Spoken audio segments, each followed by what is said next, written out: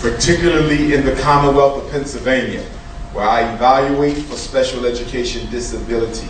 My job primarily is to guard the special ed door. I decide who goes in, who stays in, who comes out, and under what circumstances do they come out. Tonight, my talk is going to focus on the history and the contemporary issues surrounding the 1964 Civil Rights Bill and civil rights in general, with a particular focus on the civil rights of African American people. When we talk about civil rights, we have to talk about education, because one of the provisions of the 1964 Civil Rights Bill was not only to desegregate the schools, but to ensure that African American children receive an appropriate education. But when we look at the statistics in America today, we see that black children are receiving a worse quality of education today than they did in 1964, and arguably even before 1964. Special education is rather interesting when you talk about civil rights history, because it was special education that was created 10 years after the Civil Rights Bill. And if we look at how special education has been used as a weapon against black children, in particular, children of color in general. And I want to draw that distinction, because we often lump all non-white people of color under the general umbrella of people of color. That's very dangerous for black people.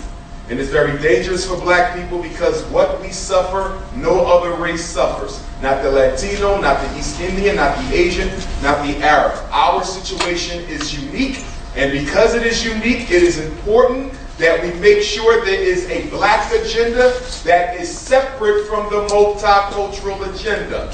Blending ourselves in as another non-white group of people is only going to spell disaster, because it allows the black agenda to be taken off the table as something worthy of attention.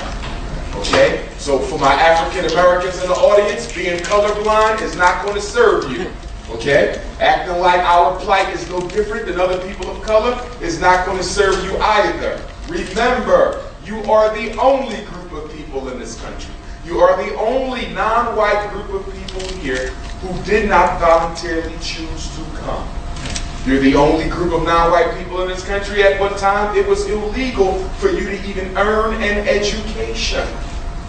You are the only non-white group of people in this country whose ancestors were predominantly responsible for the economic success that America enjoys right now. Your situation is different. Do not allow folks to try to influence you that it is not. Okay? Remember, President Obama advocated at least one issue for every non-white group in this country except you. You were the only group ignored by the only black president, ironically enough. Okay? But when we talk about education, we look at the fact that only 1 out of every 4 black boys in America will earn a high school diploma. We look at the fact that black children are overrepresented amongst those who are classified as learning disabled, emotionally disturbed, mildly mentally retarded, and the fastest growing label in special ed, even though it's not a special ed label, is the so-called attention deficit hyperactivity disorder. This is the new weapon of miseducation. And up until now, the learning disability was the most popular label in special ed. But for the first time, ADHD may actually trump the learning disability as the most frequently given diagnosis for black children. Special ed was created in part to reduce the authority of the school desegregation clause of the Civil Rights Bill and the Supreme Court decision of 1954. Special education became the weapon that allowed predominantly white school districts to continue the legacy of segregating black kids from white children. But instead of segregating based on race, you can now segregate based on perceived disability. You have to understand perceived disability in order to understand special education. Because most of the diagnoses for which black and brown children are put into special education cannot be objectively proven to exist. What am I talking about? The learning disability is a professional opinion. It is not a fact. ADHD is a professional opinion. It is not a fact. Mild mental retardation is a professional opinion. It is not a fact. Conduct disorder is a professional opinion. It is not a fact. What I mean when I say this is when someone is diagnosed with diabetes, it can be objectively proven through a blood test. If someone is diagnosed with cancer, it can be objectively proven through an ultrasound or an x-ray. With most medical diagnoses, there's an objective basis. You can prove it using some sort of a test. But in psychology, although we use more tests than everyone else put together, at the end of the day, our diagnoses are opinions. Why is this important? Particularly for my parents of color in the room, you have to understand that when someone tells you your child has a reading disability, they're not giving you a fact about your child. They're giving you their opinion about your child only. This is very important. When someone says he has ADHD, they're not giving you an objective fact. They're giving you their opinion based on the testing they did compared to the American Psychiatric Association's criteria for ADHD. So when you say my child has special needs, unless they have an objective disorder, like autism, that's real. Blindness, that's real. Speech and language impairment, that's quite real. But when someone says a learning disability, that's an opinion. You cannot prove a learning disability. There's no blood test, there's no x-ray, there's no urine sample, there is no objective way of determining a learning disability. We give tests, and based on the scores in those tests, we decide, not the test. There's no test that exists that diagnoses a learning condition. There is none. Absolutely not. There's tests that help screen, there's tests that help inform, but it is the psychologist who makes the decision. So I'm saying that to say what? It's important that parents in general, and parents of color in particular, and especially the parents of African American boys, who are the most marginalized population of all learners in America, it's important that you don't be taking home other people's opinions about your child and then treating their opinion as if it's an objective fact, and now it becomes a self-fulfilling prophecy in the life of your child. Because once you buy into the learning disability, it impacts the expectations you have of your child. It impacts the way you deal with your child. And although he was not learning disabled because mama or daddy believes it to be, sooner or later he evidences as if it was so. If it was up to me, there would be a moratorium on special ed. Because I would argue that the #1 civil rights violation in America right now is the treatment of black boys in school and outside of school. We all know what happened in Ferguson. We all know what happened in New York. We all know what happened in Sanford, Florida. Is it a coincidence that African American boys seem to be the only one that police seem to murder? Once in a while, yes, you will get a white casualty of the police department. Once in a while, you might get another casualty of the police department. But there is a preference for the murder of African American boys. Part of that grows out of the fact that the African American community is not organized to fight racial oppression because we're too busy fighting each other inside the community. We have our own form of segregation, which is ironic because we hate segregation outside the black community.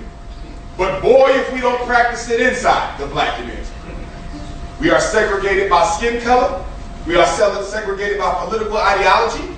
We are segregated by religion. We are segregated, by so-called class difference, which is quite interesting. When people talk about the class divide amongst African Americans, what class divide?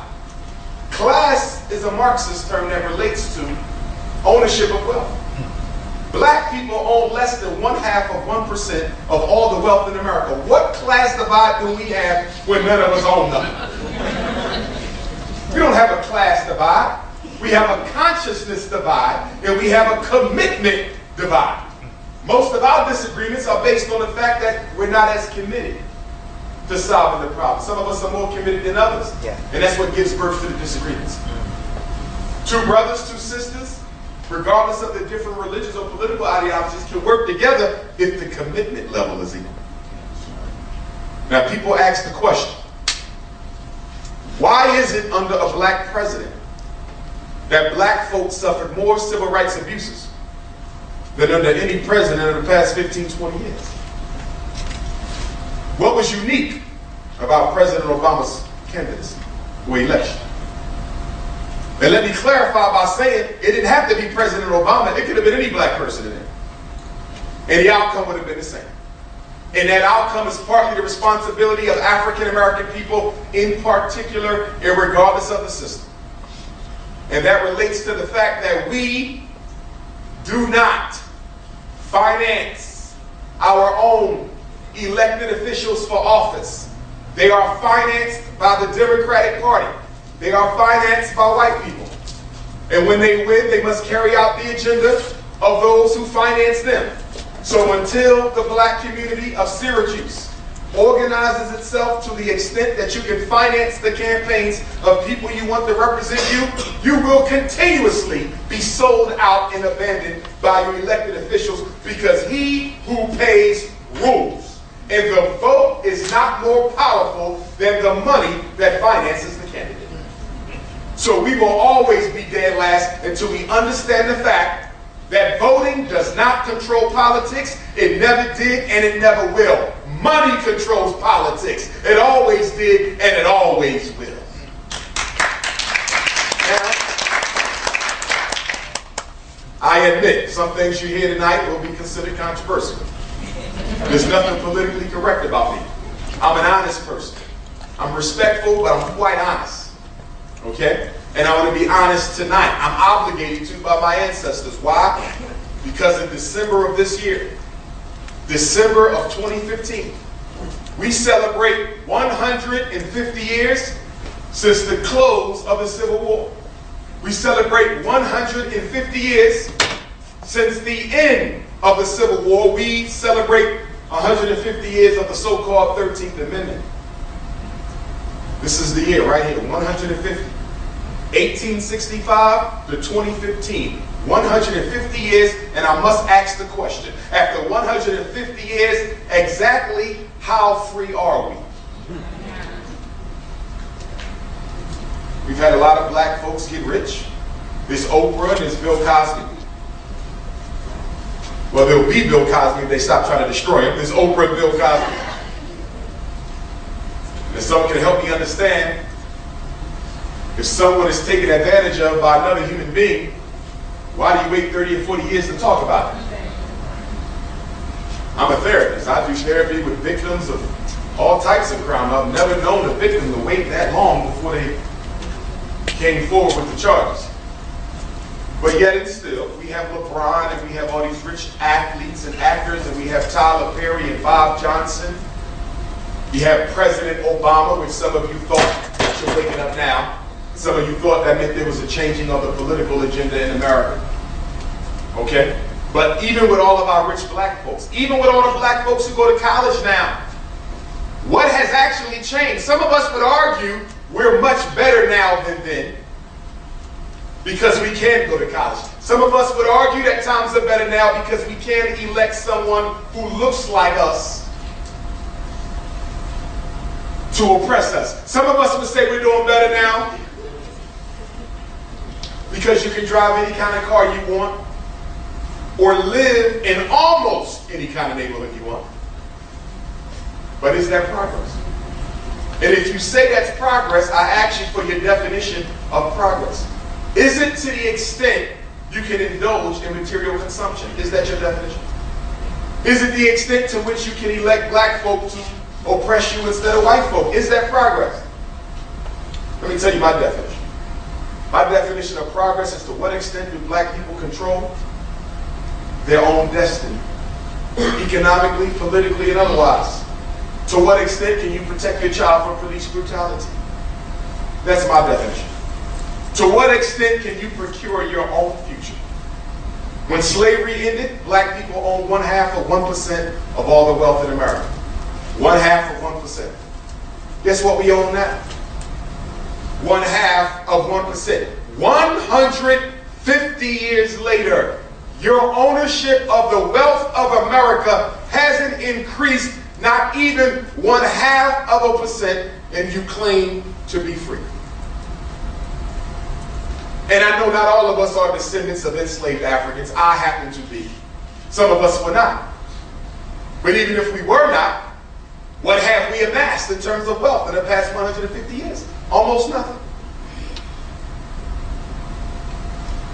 There's no progress in that. And the ironic thing about it is, although we're not rich, we are the richest group of Africans on the face of the earth. No other group of African people grosses $1 trillion of spending power. None. Not a single country in Africa. Not a single one in the Caribbean. Not one in North, Central, or South America. We are the richest. Only 40 million strong, but we are the richest. And one of the reasons the rest of the world does not show much empathy towards the African American is we actually have the financial capacity to solve our problems without government intervention. How do you feel sorry for people who could but choose not to? We cried after Ferguson, we cried after Eric Garner, and then we went right out to Walmart and Macy's. This is what we did.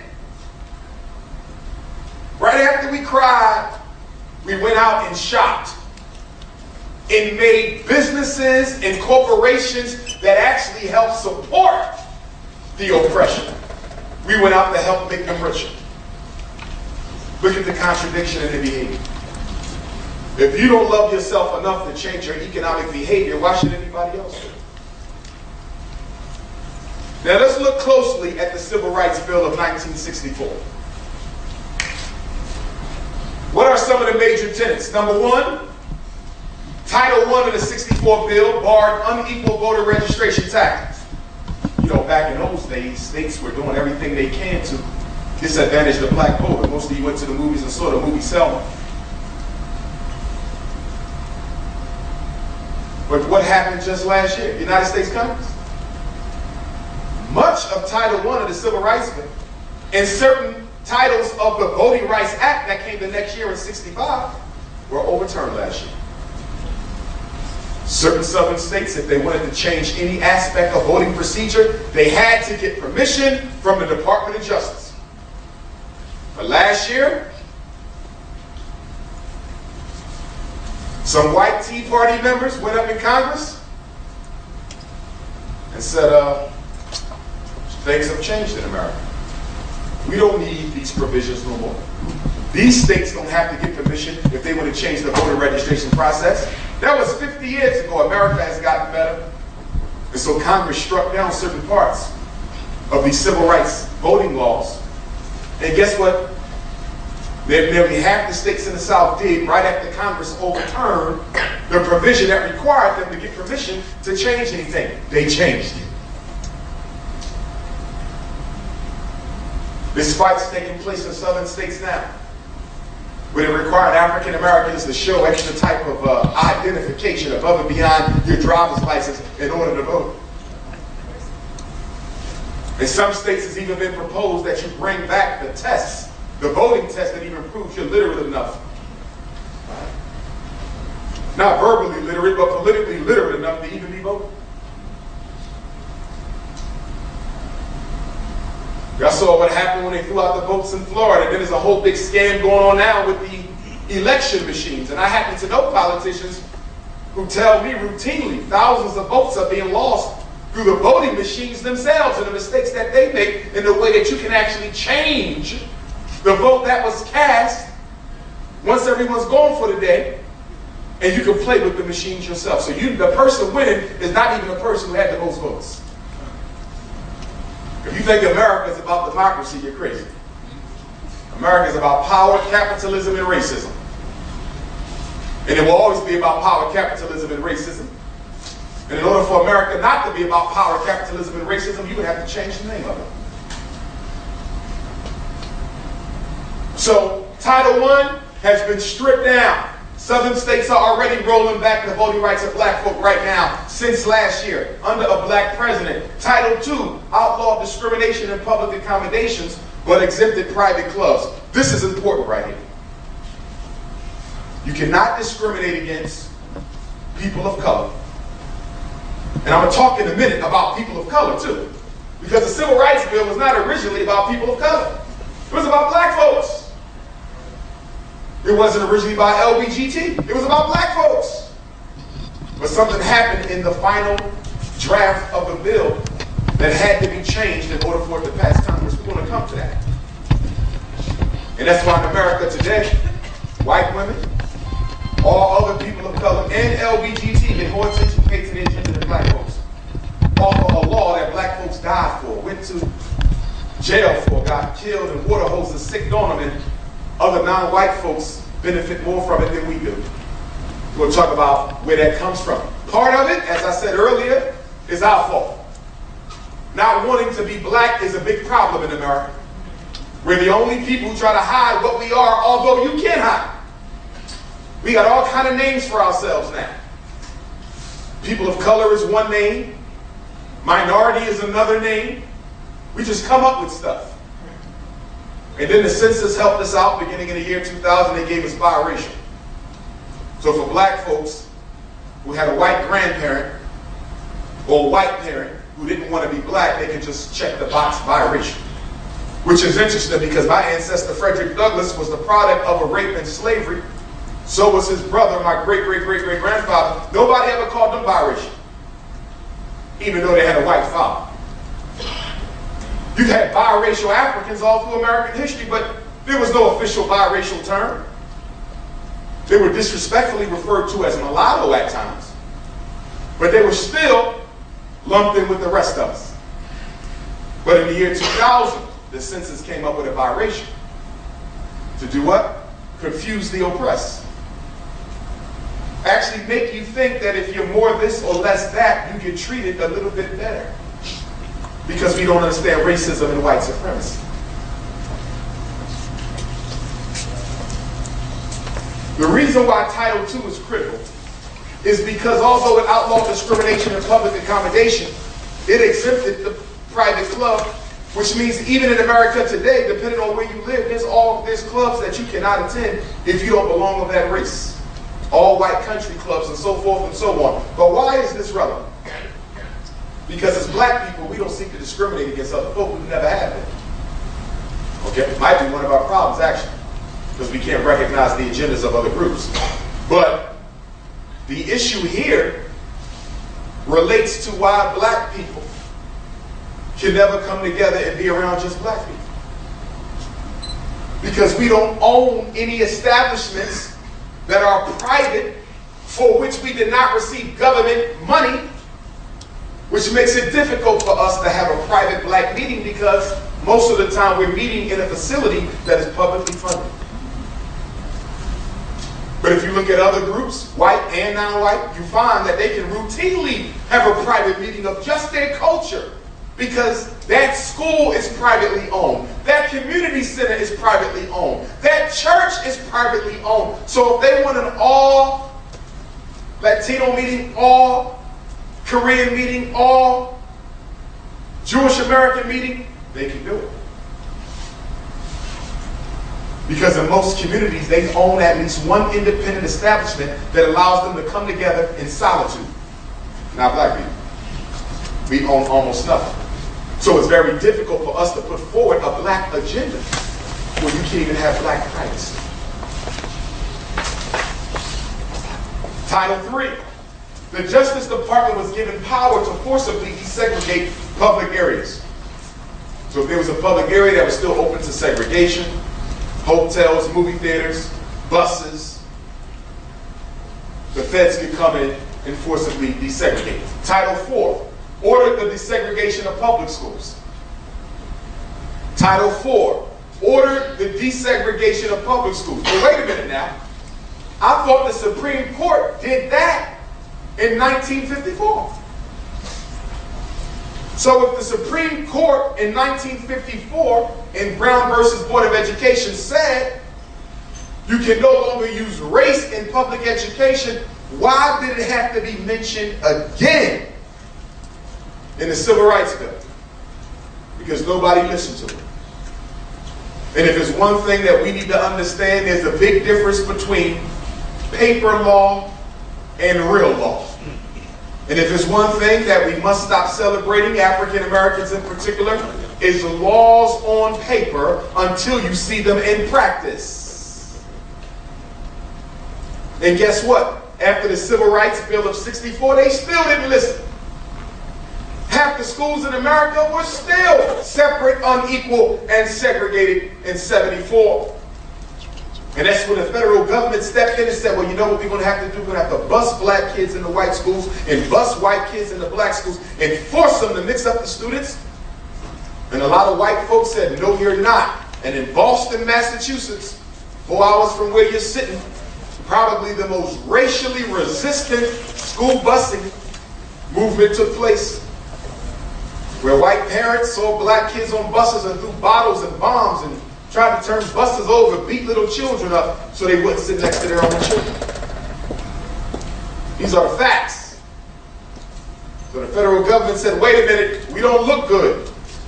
We got parents beating up little black children. Something has to happen. 20 years since the Supreme Court decision of '54, and the schools are still separate and unequal. So somebody said, we need an idea. A white psychologist out of Chicago said, I got one. They said, what is that? He said, the learning disability. Just say that they can't keep up with the white kids, and now you got a reason other than race to segregate them. And they're still using the learning disability today. How many black kids sitting in a special ed class learning nothing because somebody's opinion was given to their parent? And then we got to look at us too, parents, because I've noticed in my work that the black parent is the easiest parent to convince that something's wrong with their child. We just go right along with it. Sign off on the special ed paperwork. Do you know special education is the school to prison pipeline? That's the biggest pipe in the pipeline. And now, since No Child Left Behind, if you're in special education, you don't even get a regular diploma no more. And nobody's telling the parents that. Every year I get phone calls from black and Latino parents. Dr. Johnson, can you help me? I just got a letter from my child's charter school or public school informing me that when he graduates next week, he will not get a regular diploma because he's in special ed and hasn't met minimum basic skills to receive a diploma. I was in special ed myself and I still got a regular diploma. I know you did, but the rules have changed now. And nobody's telling parents. Special ed is a highway to incarceration. And when you talk about incarceration, my goodness. Incarceration and civil rights, my goodness. In the land of the free, you got people investing in jails, gambling that folks go to prison. Because they get a return for it on the stock market in the land of opportunity. I was reading an article in this month's Economist. You might want to check it out. It talked about the heritability of privilege. See, in America, we don't talk about white privilege. A lot of us don't understand privilege. I had a conversation with some socially, economically disadvantaged white folk not too long ago. They didn't understand privilege. They didn't understand that even though you're white and poor, you still have more power than the black man with the doctorate by virtue of your skin color. But in the article, it was talking about the fact that although America claims to be the country of opportunity, that's not the way it is anymore. They said America is increasingly moving towards an aristocratic society, where if you're not born to rich parents, if you're not born to well-to-do parents, even with your doctorate degree, they're saying now, and this is a mainstream magazine, on money. They're saying now, if you are not born into a family that has money and opportunity, no matter how hard you work, you might not achieve your dream. I don't know if you've been paying attention, black or white, but there's really no middle class in America now. There's two groups in this country, haves and have-nots. That middle is over. The middle was a fabrication anyway. The middle was a fabrication anyway. And if you're black and you believe in the middle class, you're really crazy. Do you know that more than half of all so-called black middle class people work in the public sector? Teachers, civil service, government employees, respectable jobs. The point is what? If the government didn't hire black folk, there wouldn't be no middle class. They made the middle class to make it look like we were doing better. In other words, they fabricated the middle class to give you something that a lot of us are still suffering from right now tonight, and that is the illusion of inclusion.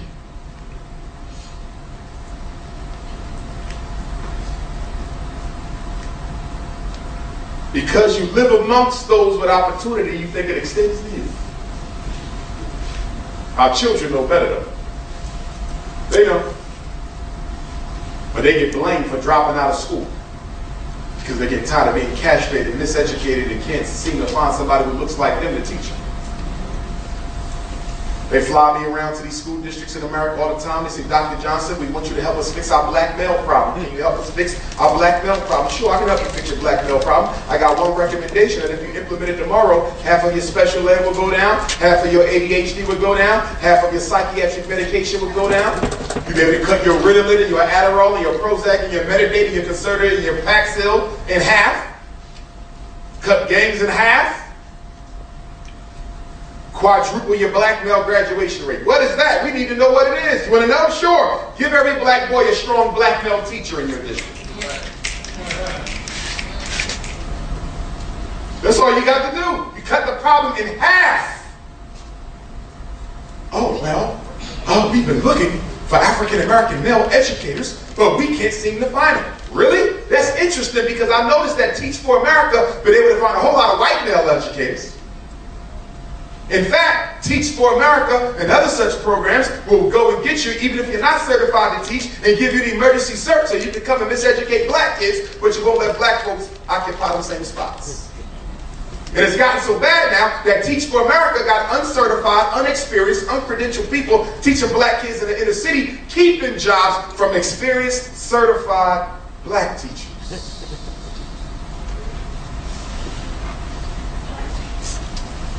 You can go to the suburb and get a white male and give him an emergency cert, but you got black males with bachelor's degrees right there in the neighborhood where the kids go to school, and you didn't once offer him that same emergency cert. Black men would kill for an opportunity to give back to the next generation.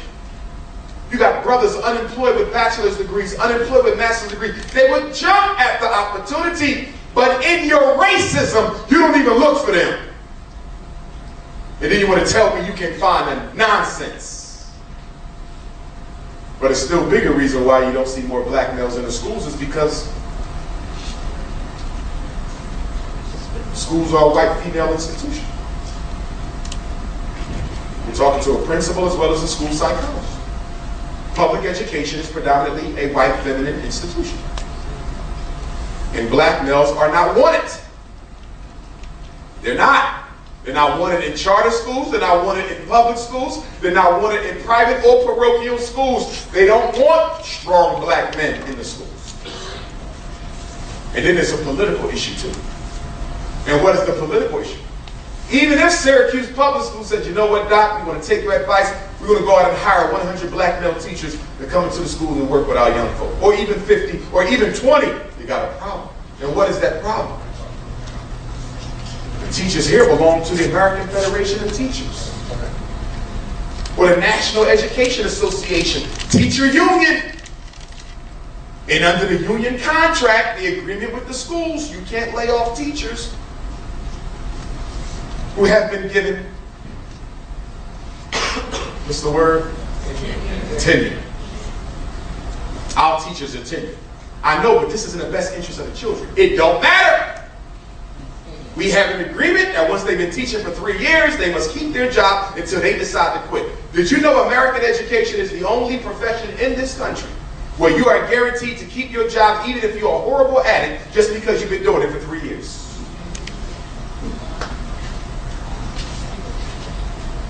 These are the facts. You're talking to a principal. If I got a horrible teacher in my school, I cannot fire her. Now what I can do is I can write her up enough times where it'll transfer her to another school so she can miseducate somebody else's children. But I cannot fire her because she belongs to the union. Or him because he belongs to the union. And I'm not just talking about white teachers. I've had some trifling black teachers too. And some of us can be real trifling and they need to go.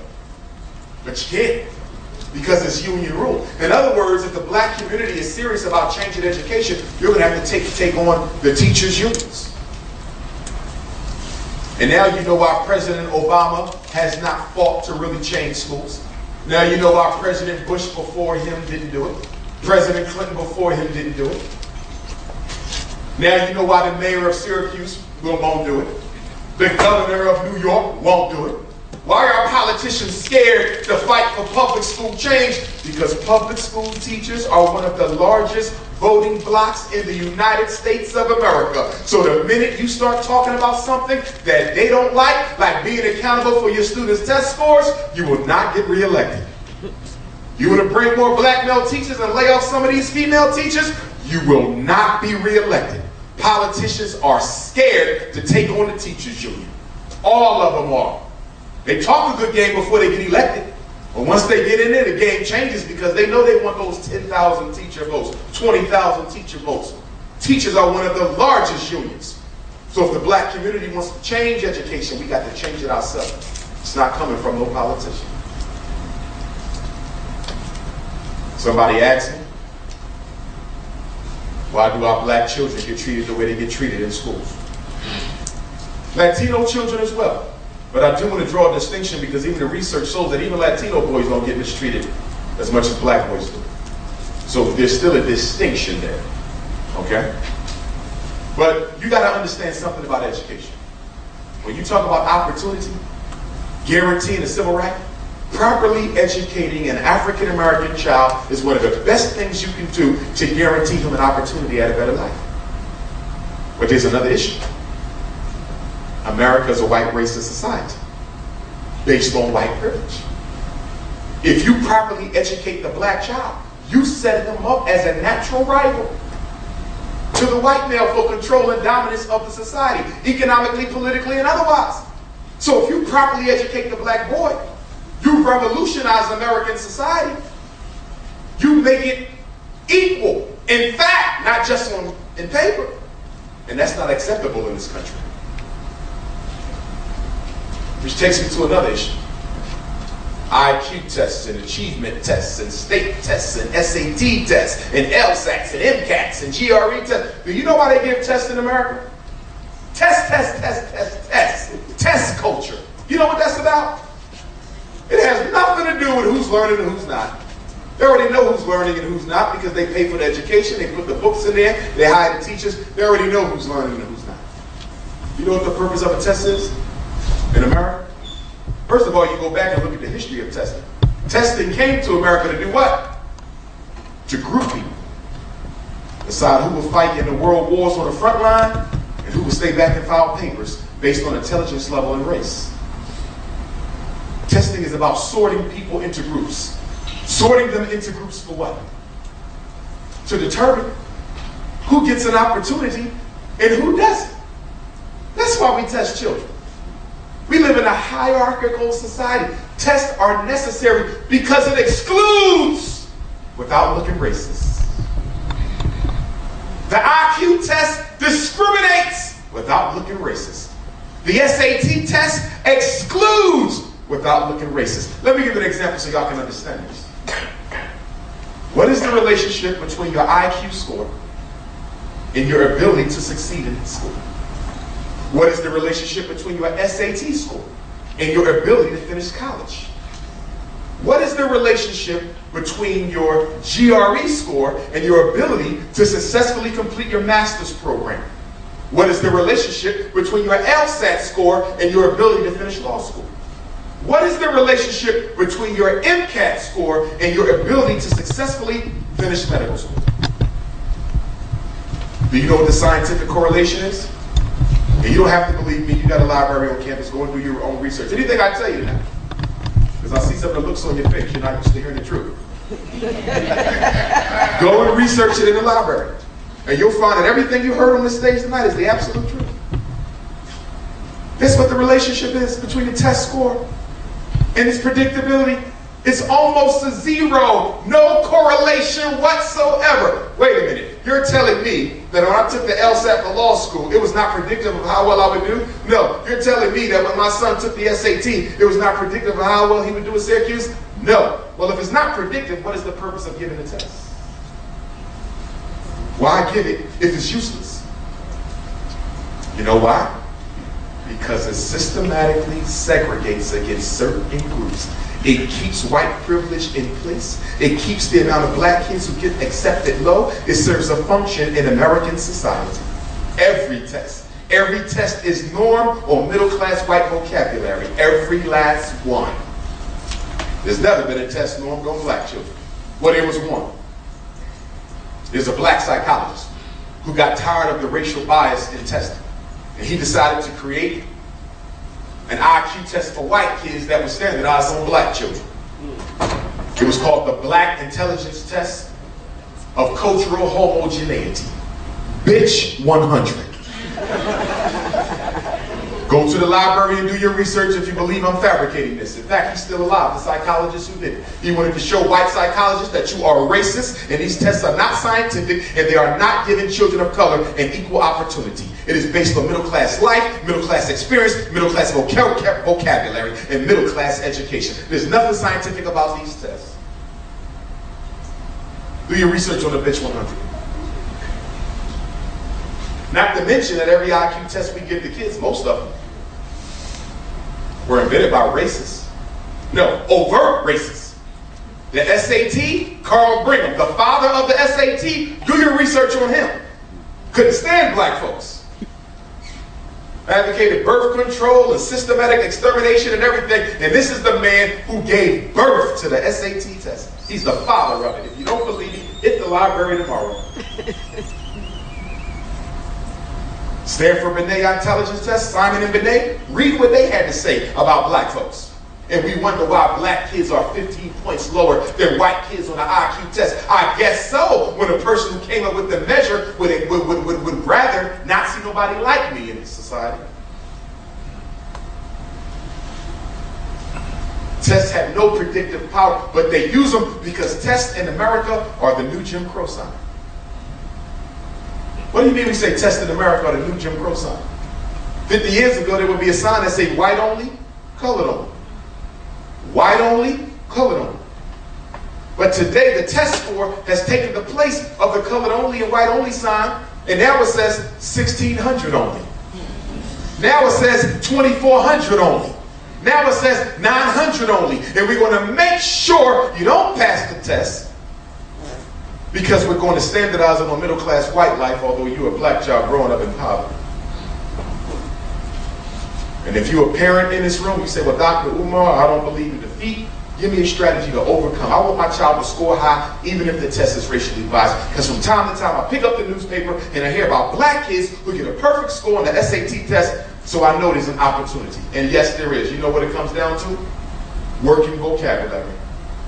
The biggest disadvantage that these tests have for the black child is they do not understand the language used in the questions. That means that Xbox that you bought your son for Christmas, throw it in the trash. That new iPad you got your daughter, throw it in the trash. That new HD TV you bought, that ain't nothing but a time waster. You know what bothered me so much about Black Christmas? Is most of the stuff you put under the tree is nothing but distractions from improving your child's academic standing. You buy them stuff that does not support their improved vocabulary. In other words, you finance your child's incarceration yourself. Every day they're coming out with something else to take your child away from reading. So many of our children never even been to the library. So many of them never even read a book from cover to cover.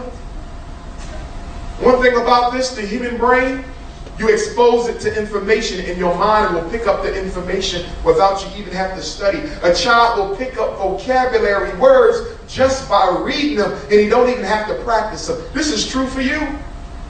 How many times have you read a book and you found yourself using vocab in a book that you didn't even know you knew? That's the power of the brain. The average middle-class Asian child, 15 hours a week studying outside of school. Average middle-class white child, 8 to 10 hours a week studying outside of school. The average African-American child in the inner city spends 45 minutes a week studying outside of school. Why am I mentioning this? Because I can talk about the white supremacist public school system, but that ain't going to change because you don't control it. But what about what we do in the house? What about our role in this situation? Racism is one thing, but black complicity is something totally different. Civil rights means everybody shouldn't have to go to college. Civil rights means everybody don't need college. Civil rights means that the banks are in cahoots with America's colleges today to put a whole generation of black folk into debt in the name of getting a better education. Most black people's debt today is education debt. You got your bachelor's, you went to go find a job. They told you what? My mic off. They told you what? They told you that you wasn't qualified enough. You went back and got a master's degree. Went for a job, couldn't find one. You went back and got another master's degree. They said you still ain't got enough qualifications. You went back and got a doctorate degree. Went back, first you was underqualified, now you come back with 4 degrees, you overqualified. How about they just wasn't going to hire you, period? Let me take you back to 1970. 10 years before the CIA will crack into the black community, you know what they begin to do? They begin to systematically deindustrialize the inner city to make sure black males would be unable to provide a basic quality of life for their family by having no jobs in their neighborhood. They took the factories out, and once they started taking the factories out, they also took the industrial building trades out of the Syracuse high schools. I know they did it here because they did it everywhere in America, beginning in the 70s. Up until 1970, you could do what? Learn how to be a carpenter in high school. Learn how to be a plumber in high school. You can learn how to be an electrician in high school. And if you were focused enough, you could get your state license before you graduated and never had to go to trade school. What happened to all of these trade school industrial building programs that used to be in the black inner cities? They gave us an opportunity to earn a decent living without college. Where they at? You want to talk about civil rights and mass incarceration? You have to deal with the deindustrialization of the inner city black high school that stripped black children of the ability to earn a living with their hands. But once again, black community was complicit too, because we treat college like it's an automatic rite of passage in our neighborhood. Have you noticed that? Everybody who graduates is supposed to go to college. Why? Do you realize we have 2 million African Americans in this country with master's and doctorate degrees who cannot find work? And we sending everybody to college? Are you crazy? All that equals is more and more debt to the bankers. Economic slavery. Did I say we shouldn't send nobody to college? I would never say that. We need doctors too. We need lawyers too. We need engineers. We need psychologists. Some of our children have to go to college, so we have a professional class. But should everybody go just because they graduated? No. And we have to change that paradigm. We have to give them the trade skill programs, and we also have to start giving our children business mentorship opportunities. I want you to go and mentor a farmer for a couple of years. Master the art of farming. I want you to go be an apprentice to a stockbroker and master the art of stocks and trades. Go and apprentice a business owner so you learn the ins and outs of that particular business. We got to give them something other than college. Skills. Title 5. Funds cannot be removed. Funds could be removed from federally funded programs that discriminate against African Americans.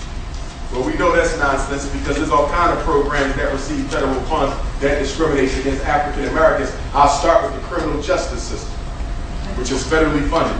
It discriminates against black folk every single day. 95% of all criminal cases involving black folk are plea bargain in America. Did you know that? Did you know that? I'm going to say it again because some of y'all don't believe the numbers. 95% of criminal cases involving African Americans in this country are plea bargain. That means your cousin in jail, not because he's guilty, but he can't afford a lawyer to get him out. Your sister in jail, but not because she's guilty, she can't afford a lawyer to get her out. How can you say we live in a post-racial society when 95% of the black folk in jail are in there because they can't afford a lawyer?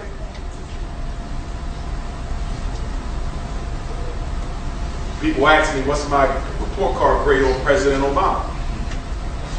Well, first, respectfully, I have to say that in his defense, and I don't defend Obama, but in his defense, he never said he had a black agenda.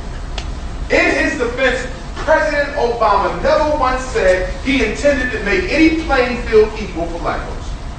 It was us and our post-traumatic slavery disorder that projected onto him an agenda that he never articulated.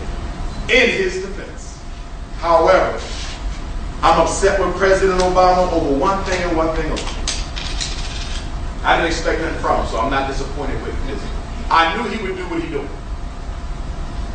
I gave a lecture at the African American Museum in Philadelphia right before he got elected, and I predicted everything that's going on right now. I knew it would happen because I knew he would not speak for you, but that you would blindly follow him. As you blindly follow every black elected official that comes your way. And until you stop doing that, you'll never get nothing.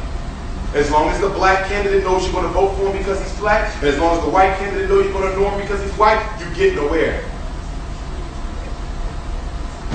As long as the Democratic Party know you're going to vote for the Democratic candidate just because they're Democratic, and the Republicans know you're not going to vote for them just because they're Republican, black folk will not matter ever. You have to organize your political power so you can sit down with the Democratic candidate, sit down with the white Republican candidate, and you say, listen, this is what we need down in Syracuse. The black community needs this. We got 50,000 votes and we got $250,000. What can we get for this? And you reason and you bargain. And based on who's going to give you the most bang for your buck, that's when you throw your weight in back up.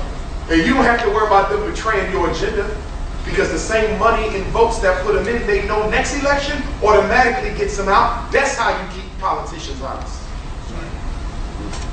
That's how you do it. The black vote will never matter unless we chain it together. You must chain it together. You can't afford to vote your conscience as a minority amongst a majority. It got to be a group vote. But I got some bad news for you.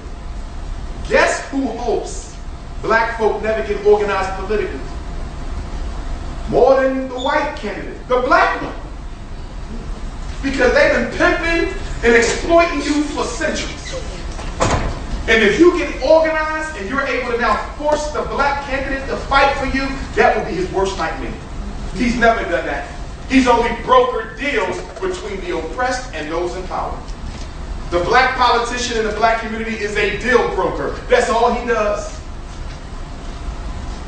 When Michael Brown was murdered, President Obama sent Al Sharpton down to Ferguson to do what? Broker a deal. Don't change nothing, but broker a deal between the poor black folk who were voting and the rich white folk who don't want their businesses touched.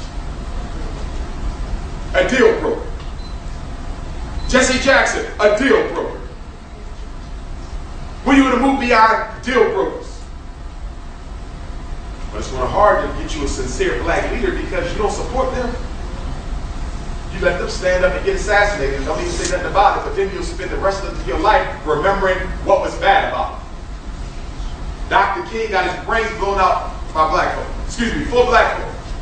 Had his house bombed more than twice. Went to jail over 250 times. 39-year-old young black man who could have fell back, been a mega church minister like his father. And instead he went to war for black folk. And when you talk to black people about Martin Luther King, well, you know he cheated on his wife, right? If Coretta ain't say nothing about it, whose business is it of you? But this is what we do. Malcolm X got his brains blown out. Well, you know there's a book out that said he might have had relations with him. This is what we do. We will find the worst. The movie Selma. I thought it was okay. It could have been better. Right. But I definitely don't think they needed a scene in the movie where Coretta talks to Dr. King about his extramarital affairs. Don't you love them as much as you love me? That had no place in that movie. You don't know if she had a private conversation with her husband or not. Why is that in the movie? When you see a documentary on Thomas Jefferson, they don't tell you that he was a pedophile who used to sexually molest a little black girl at the age of 12. They don't tell you that. They don't tell you George Washington used to get the teeth pulled out of the mouths of his slaves when his was fall out. They don't tell you that. You get the best of white heroes, not the worst. But whenever there has to be a biopic on the black hero, oh, we got to put some of the dirt in there.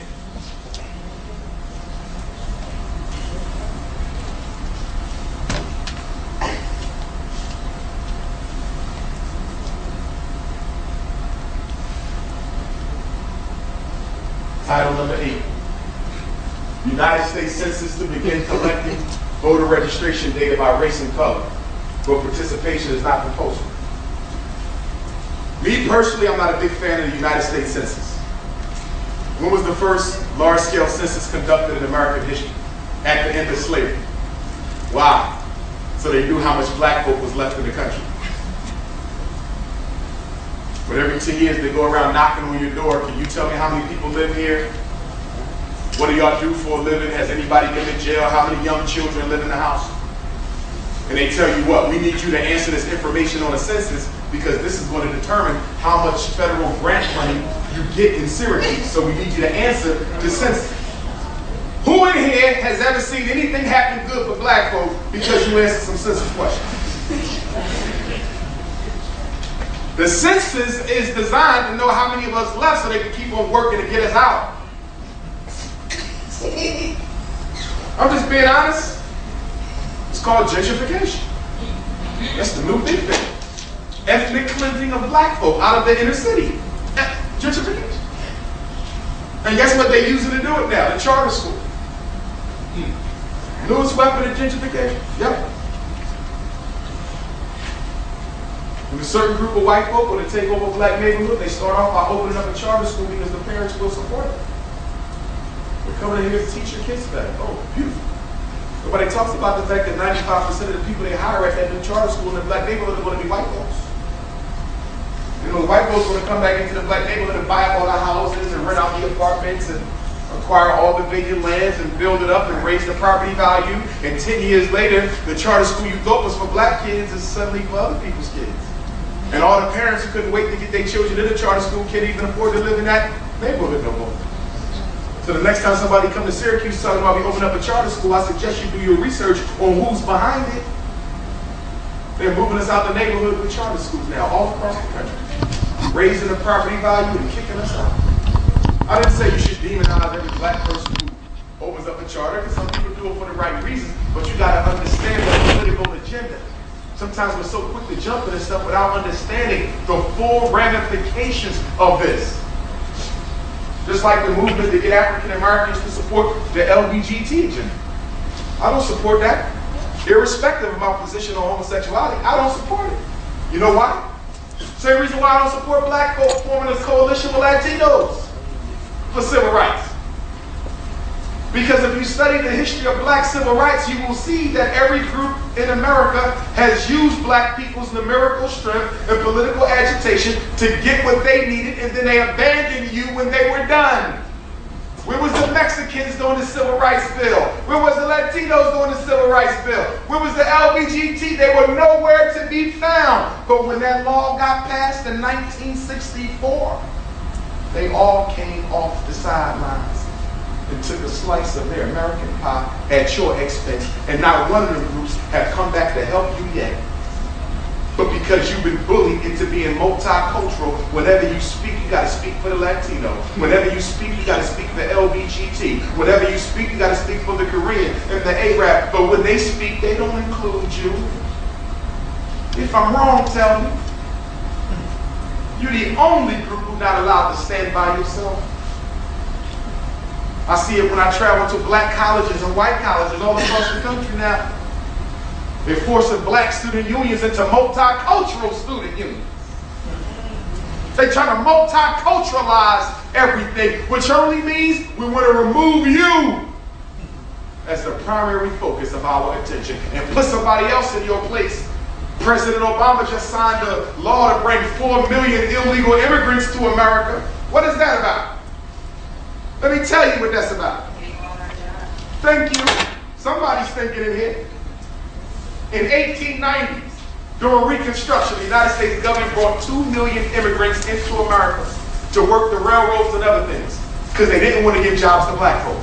You had all these ex-slaves looking for work and could not get a job, but the government brought 2 million folks in to work them jobs to make sure American capitalism does not require black labor. To make sure American capitalism does not require black labor. Latino coalition, LGBT coalition, they're going to use you for your numbers and split. Same thing with black women with the white women's lib movement. She used black women for the women's lib struggle. I understood the white woman's struggle. I respect it. Her husband controlled whether she went to work, whether she could wear pants, whether she could go to college, if she could do anything other than raise kids and teach. I understood her struggle. But I didn't understand the black woman's participation in it. You got down with the white woman's lib struggle. For what? Did the black man keep you from working? Show me a black man who kept his woman from getting a job. Black woman, have we ever been able to control what you wear out the house? Have we ever been able to tell you to do anything? And you running around with the white woman's lib struggle. They use you and threw you back. We don't get it. Listen, there's a law to this. Any group of people who are politically and economically disorganized has no business forming a coalition with nobody until they get the act together. Why? Because as long as you are disorganized, you can only be exploited and manipulated by the more organized group. It has nothing to do with being against LGBT or Latino or any other group, but until you are organized, you will be taken advantage of. Period. That's why I don't support.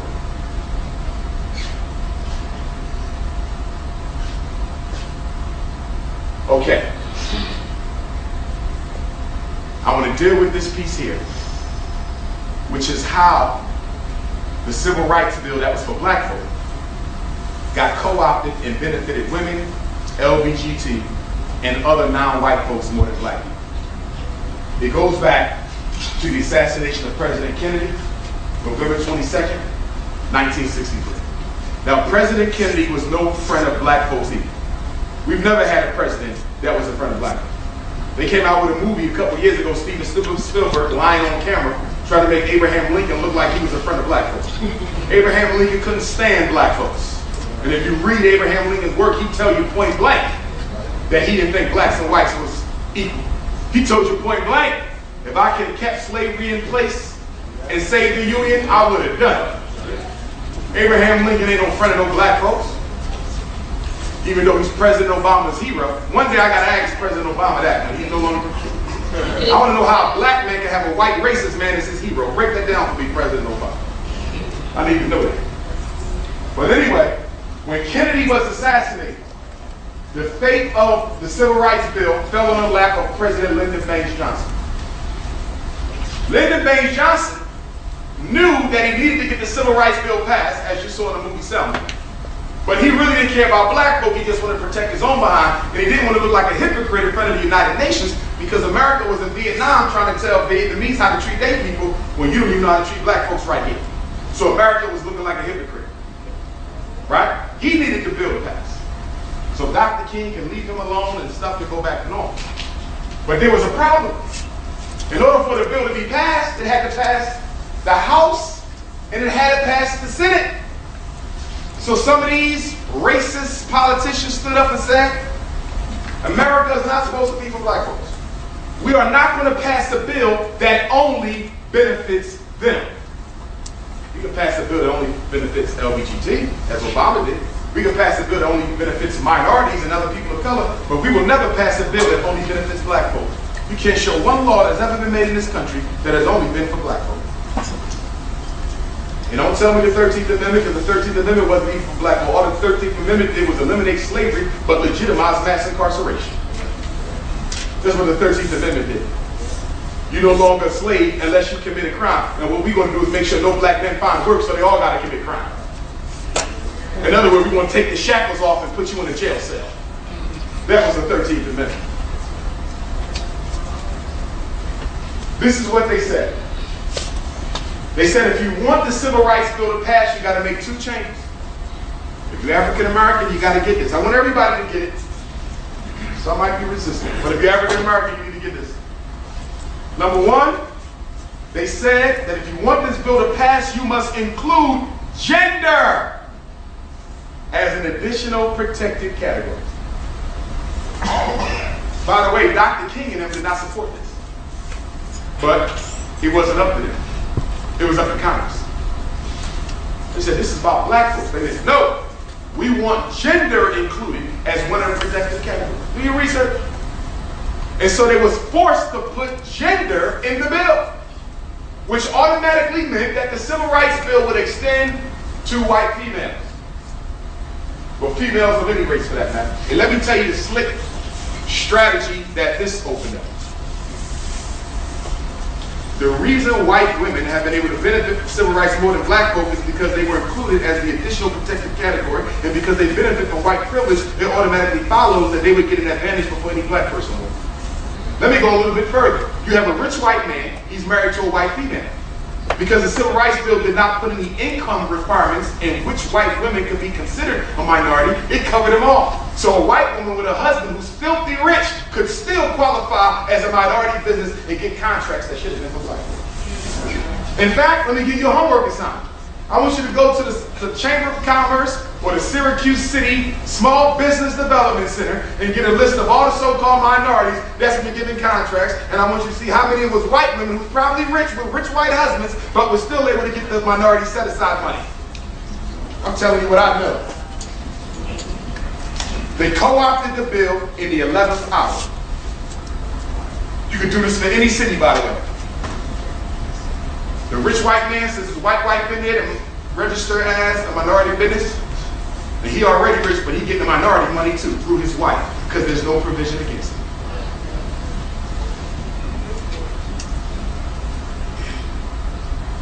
And then when they included gender in the bill, that automatically paved the way for the LBGT. And when did the American Psychiatric Association reverse homosexuality as a mental illness? Exactly 10 years later, 1974.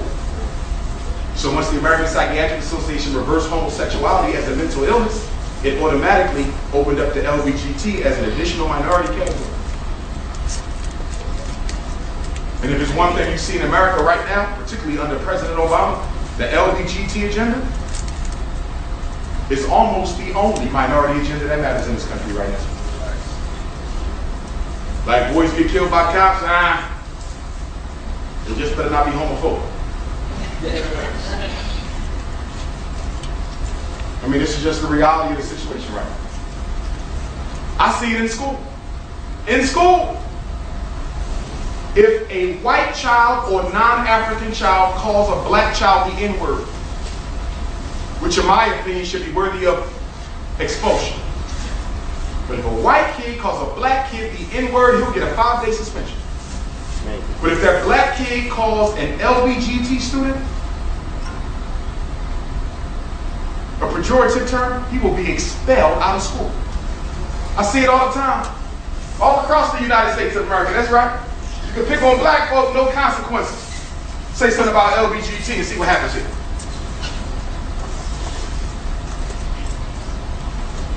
So they included gender. And what was the other change they made, ladies and gentlemen? And then I'm going to bring this to a close so we can do the questions and answers. The other thing they required was that African American, and it wasn't African American back then, it was Negro. They said that the word Negro limits this bill to the application of black folk. So we added gender, so the white woman could come in and steal the affirmative action money. But what we want to do is change Negro to minority. I hope y'all paying attention. And so Negro became minority, the forefather to this new thing we call people of color. And when they did that, that opened up the civil rights bill to be exploited by anybody who was not white, which continues to this very day. Nothing bothers an African American more than to see another person of another culture come to this country and look down on us when the fact that you got an opportunity is due to us.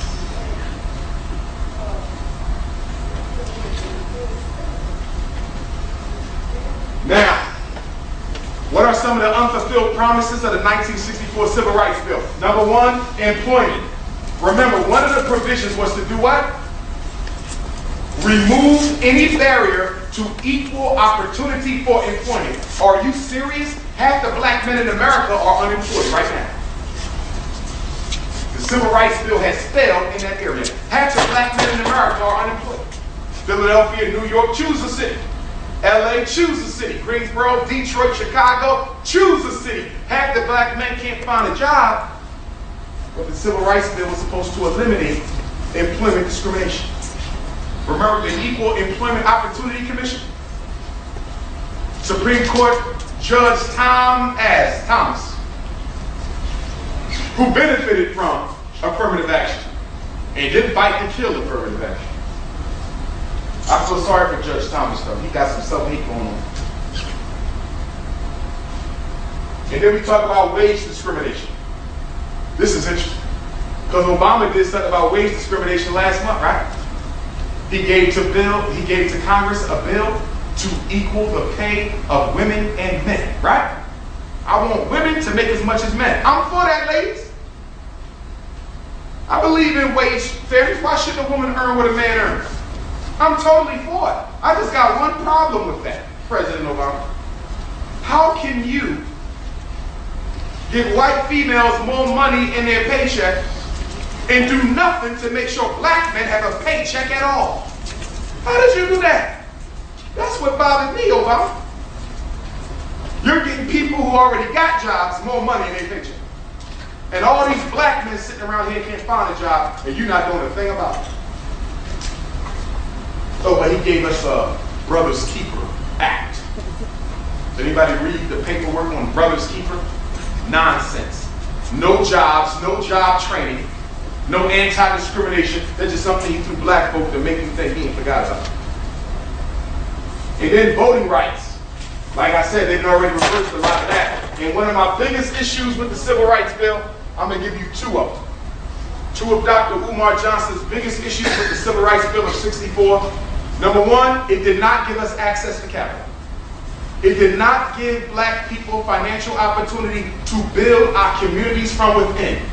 What am I talking about? If we want to reduce the effects that white racism has on black people, we have to become a self-sustaining community. Our own hospital, our own schools, our own community centers. If you look across America, there's a Chinatown in most major cities. There's a Little Italy in most major cities. Almost every cultural ethnic group has a place that they call their own, and they should. But us, you don't have Little Africa nowhere in the United States. And you know what makes it so difficult for us to do that? Because of economic racism. If we went to Wells Fargo, if we went to Bank of America, we said, hey, the black community needs a $10 billion loan because we about to build up our own everything. You're not going to get it. They routinely, systematically discriminate against black folks when it comes to lending. But other non-white people, they show up in America, they can go in there and get that loan. But a lot of them come with a loan from home, banks back in their native country. And they come to the black community and buy 5 corner stores or 5 gas stations or 5 supermarkets, and then American society look at black folk and say, y'all lazy. Y'all been here for over 500 years. You've been free for 150 years. You ain't got no gas station. But look at that ethnic group over there. They got 10. Look at that ethnic group over there. They got 2 supermarkets. Look at that ethnic group over there. They got this and they got that. And nobody telling you why. Why they got that and you ain't got it? Even though you've been here longer? Because they get the economic opportunity to do it. If I had $5 million, I'd build 5 supermarkets too. If I had a couple $1 million, I have about 5 gas stations too. They don't work harder than you, and they're not more intelligent than you, just simply given the economic opportunity to build. And don't let nobody tell you anything other than that. We're not in the condition we in because we lazy. Black folk working 2 and 3 jobs. What's lazy about that? Little brothers in the summertime can't find a summer job, but they'll stand out in 100-degree heat, sweating to death, selling them dollar waters all day and night from sun come up and sun come down. He's not lazy. He needs an opportunity. Don't let nobody belittle your community like that. The reason these other non-white folks is doing better than black folk is because they're put in a position to do that with economic opportunity. Small business, big business, and medium business loans. We would have a Walmart too if we had the money to finance it. We have supermarkets too if somebody gave us the money to finance it. So if we're not going to get it from them, how do we get it, y'all? We get it by giving it to ourselves. We got to come together and be our own economic stimulus package. America is not going to help you because America put you in the condition you're in right now. Better yet, you wasn't even supposed to be here this long. That's right, Lincoln said he wanted to float you on over to Haiti. American Colonization Society said you should have been back in Liberia by now. It just so happened that there was a circumstance in the Civil War that allowed you to remain outside of my Moorish brothers who was already here. And that was the fact that what? Your ancestors were necessary for the Union to win the war between the states. Confederacy was whipping the Union's butt.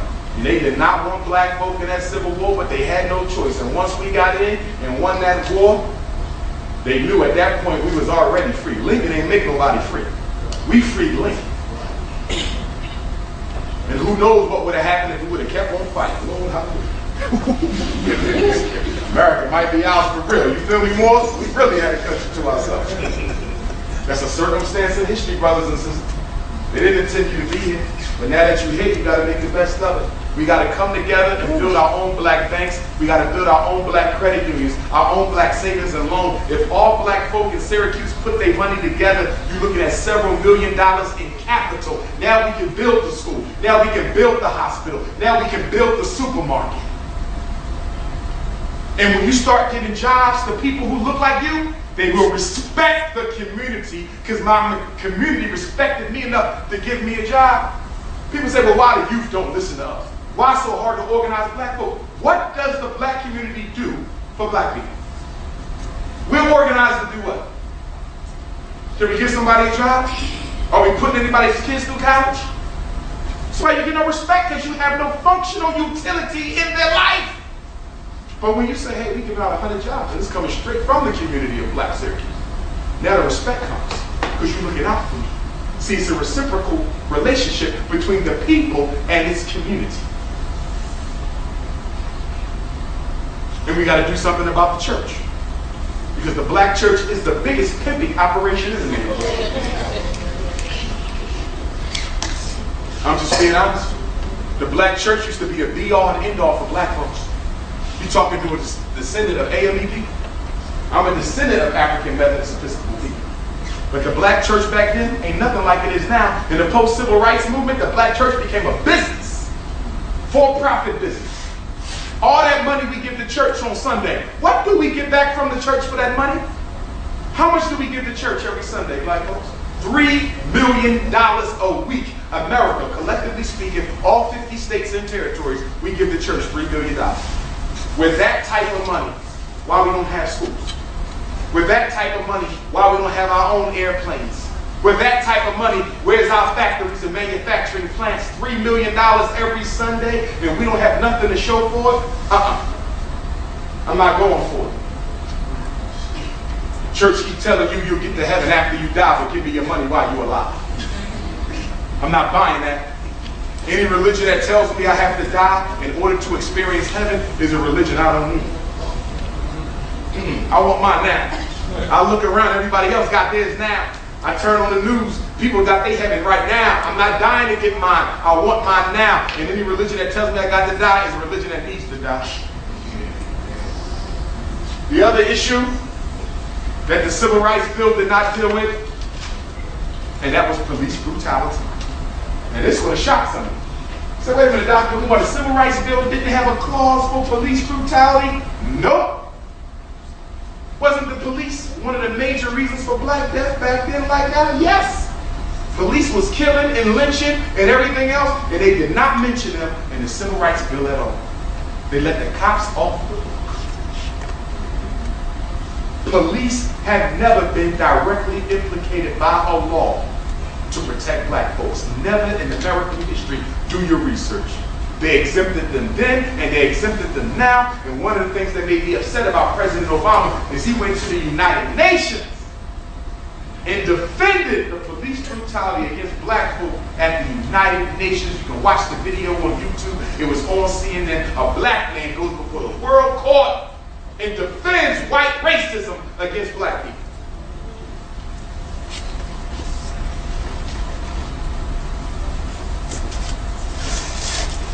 We tell our children he's a hero. Interesting. Mass incarceration. 13th Amendment, which paved the way for mass incarceration. Slavery shall be illegal in this country except for punishment for a crime. Mass incarceration is the new slavery. 2 out of every 4 black males under some form of supervision from the criminal justice system. I speak in jails all the time. It's a shame. The jail ain't nothing but a slave ship. It's just not on water, it's on land. And once you come out of jail with 1 felony on your record, you can't find a job, can't get welfare, can't get food stamps, you can't even get an apartment in the project, cutting off people's opportunities. As far as I'm concerned, if a brother or a sister, I don't care what color they are, black or white, if you serve your debt to society, you should get a fresh chance. How do you continue to discriminate against me 20, 30, 40, 50 years after I've already paid my debt to society? It's wrong, y'all. It's wrong. And for those of us who are African American, we cannot forget about our brothers and sisters behind bars. We cannot forget. And if you have somebody you love behind bars, please keep in touch with them. You know why? Because blacks in prison are one of the biggest research monkey groups for scientists in this country. I'm going to give it to you real. When they want to test some new medicine, they want to test some new drug, they go to the jails first. And you know what they look for? They look for black and brown people who haven't had a visit in years. Haven't had a letter written in years, and they approach them and say, hey, we're working on some new cancer medication. All you got to do is take these 12 pills once a month, and we'll put $500 in your account. Commissary. But you got to sign this paper. So if something happens to you, you die or anything else, you can never sue us again. And when you have people in jail who don't have nobody on the outside looking out for them, they get desperate. And when they get desperate, they get harmed by legal prison experience. The prisoners are the research monkeys. Yes. Yes. And there's been books written on it. One of the most notorious prison research experiments conducted was in Pennsylvania, Holmesburg Prison. Almost as worse as the Tuskegee syphilis experiment. So if you got people in jail, you look out for them. And I'm going to tell you something else. For those of you who have children whose other parent is incarcerated, you have an obligation to take that child to go see the other parent. I don't care what color the child is. Children aren't born racist, we make them that way. Take them to go see that other parent. Too many boys leave their father but can't because mom says I'm not the reason he's locked up. I'm not going to take time out of my schedule to take my son to go see his daddy. That's not my fault. He's in jail. He should have thought about it. Yes, but it is your fault you laid down with that man that made that child. And you want to take that boy to go see his father. Why? Because a child of an incarcerated parent is 7 to 9 times as likely to go to jail themselves. You better believe it. You better believe it. And the best person to keep them from going out of jail, from going to jail, is their incarcerated parent. To let them know that what 50 Cent and Lil Wayne and Young Jeezy is telling you on the radio ain't real. When you come in here, this is real time. And things happen to you when you in here. So mothers, I know it's hard. I know you're busy. But ladies, take the boys to go see their dad. And if you're the father, and you're the primary custodial parent, and the mother's in jail, you take them kids to go see their mom. Parents need, children need both parents. Stop the problem of one or the other. Black people need to build their own schools. These are laws that subsequently came after the Civil Rights Bill that undermined it. 1973, the American Psychiatric Association deregulated homosexuality, which allowed the LGBT movement to trump the black civil rights struggle today. 1974, in a Supreme Court case called Milliken versus Bradley, the Supreme Court struck down the 1954 Civil Rights Bill. A lot of people don't know this. What am I talking about? Supreme Court said you couldn't use race. In 1974, Milliken versus Bradley, this was Richard Nixon's Supreme Court. And Richard Nixon couldn't stand black folks. I don't even think he had a pair of black socks, but listen. Milliken versus Bradley, Supreme Court said, listen, even though 20 years ago they said you couldn't use race in education, the Supreme Court said you cannot force a school district to integrate across district lines. Let me give you an example. This is Syracuse, predominantly black school district, right? What's the next closest school district that's predominantly white next to Syracuse? West Hill? Let's take West Hill. If Syracuse is all black and you want to integrate Syracuse, you got to integrate Syracuse with West Hill because Syracuse ain't got enough white students and West Hill ain't got enough black students. So you got to integrate across the district. You can't integrate within the district because you ain't got enough. Is everybody with me? So the Supreme Court stepped in and said, you can't do that. And black folks said, well, wait a minute, the only way we can desegregate the schools is to mix the kids across district. And they said, you cannot do that. And undone Brown versus Board like that. But black folks were celebrating Brown versus Board in 2014. That's the 50th anniversary. Celebrating what? It was taken back 10 years ago. We celebrate too much. Celebrating for Obama. You remember the Obama celebrations? I'll never forget, I was in New York City, I had to do a lecture the next day, and I'm looking out my window, black folks dancing like they hit the lottery or something.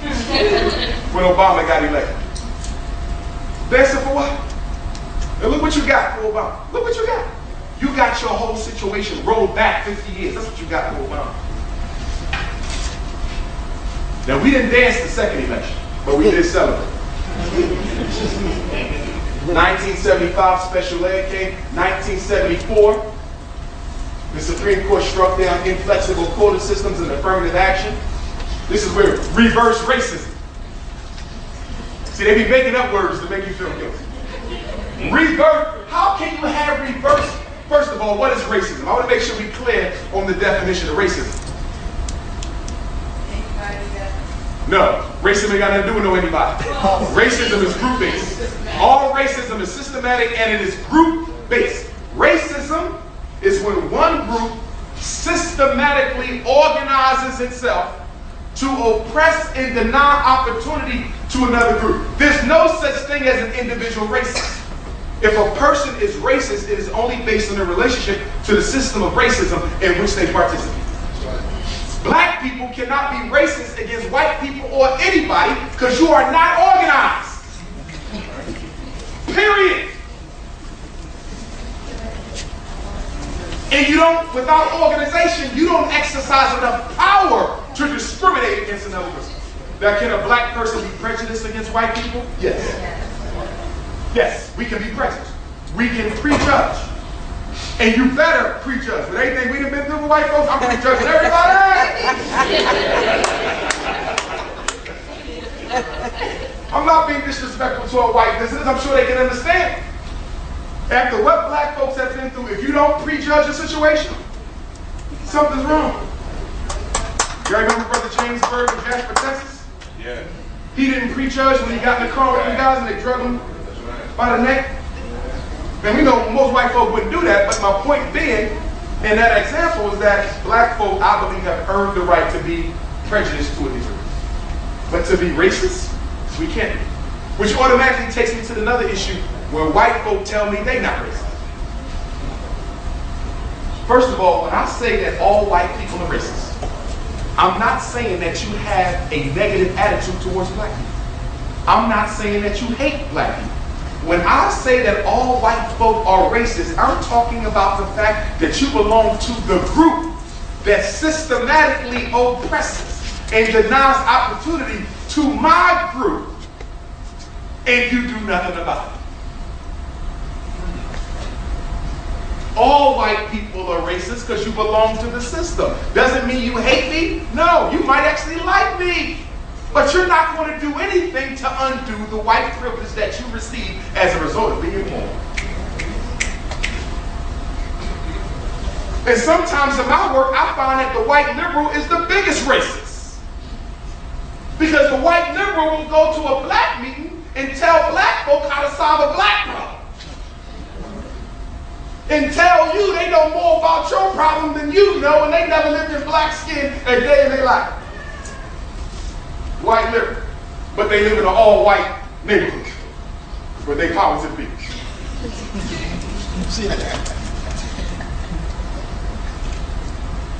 I don't blame white people for slavery. White people who are living today did not own slaves. I can't blame you for that. But I do hold you responsible for what?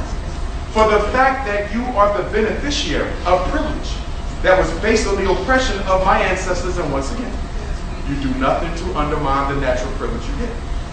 You may not hate black folk, but you love your privilege enough not to give it up. I just want to clarify.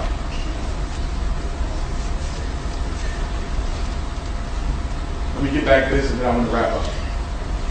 Supreme Court in the Bach case. A white male was denied entry into medical school that allegedly accepted less qualified minorities. This was a major case. The white student said, I applied to med school, I didn't get in. These black kids got in. But look at this. How did he know they was less qualified? He assumed that because they were black, they must have been less qualified than him. And this is where reverse racism comes in. With the Bach case. That's when we first started hearing the word reverse racism. Discriminating against white folk to give advantage to black folk. Can we be honest? What? You've never seen white folk. I will give you that once in a while you get a white person who may be denied, used to, not now. Now white folks can do what they want. But let's go back 20 years ago. You might get a white person who was denied a job in preference to a black person because of the quota. Potentially the black person was less qualified. I'll give you that. It may have happened once in a while. Affirmative action over that. But it may have happened once in a while. But you've never seen it done systematically. It was never systemic. It may have been a once in a while situation. It was never systemic. White racism against black people is every day in your face, and it is systemic. You can't have reverse racism unless the group that's reversing has the power to oppress. Let me give you an example. If a white person upsets a black person, it don't matter. We don't control their job, we don't control their mortgage, we don't control their children's education, we don't control their opportunity, we don't control where they live. But if I upset a white person, I gotta think twice about it. Because his sister might be the principal at my daughter's school. His uncle might be the judge that my brother got to see in court tomorrow. Are y'all following me? See, that white person in and of himself might not have power. But without question, within their social circle, they have access to white people with power who can affect the lives of the rest of us. And that's the difference between white privilege and the racism that black people suffer. Real quickly, Behaviors that undermine civil rights progress for black people. Number one, we are not politically exclusive. Black people have to start being politically exclusive. If we want to have coalitions with people, we can have coalitions with people, but you better have something all black to drive your agenda. And right now, we don't have anything black. The NAACP ain't for black folks no more. They said they for everybody. The Urban League ain't for black folks no more. They said they for everybody. The Black Greek Societies ain't for black people no more. They for everybody. The Congressional Black Caucus even rewrote their mission statement, and they for everybody. So I ask you a question. What group do black folks have on a national level that's for everybody? That's just for us. Now every other race, they got groups just for them. Latinos got groups that just fight for the Latino issue. Asians got groups that just fight for the Asian. Black folk ain't got a national mainstream group that's focused exclusively on improving conditions for black folk, because everybody's scared to be black.